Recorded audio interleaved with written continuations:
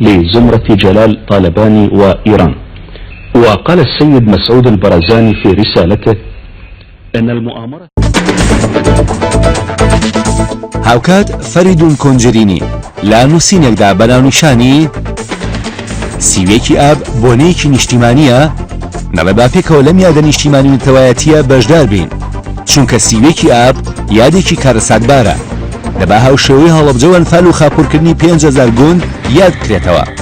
پێشنیار بکرێ هەفتەی کۆتایی مانگی ئابی هەموو ساڵێک بکرێتە پشووی فەرمی لە هەرێمی کوردستان.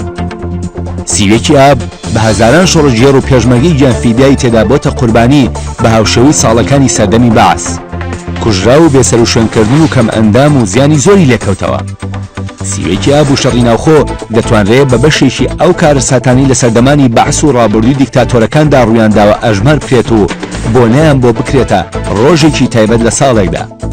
دەبێت داوڵاتیان فشاری بە کۆمەڵ بخەنە سەر کۆمەڵی مەدەنی ڕێکخراوە ناحکومەکان تا سیوێکی ئاب وەک ڕۆژێکی ڕەشی تر کە بەسەر گەلەکەماندا هاتووە بە فەرمی بکرێت و یادی بکرێتەوە.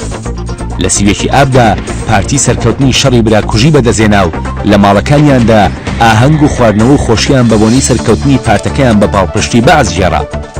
لە سیوێکی ئابدا جگە لە زیانی گیانی هاوڵاتیان سەرجەم کارگەکانیان بە تاڵان برد و پاشان بە داهاتی هاوڵاتیان و سامانی نیشتیمانی هاوکاری مادی و سەربازیان بە بەعس بەخشید. بنا في المنطقة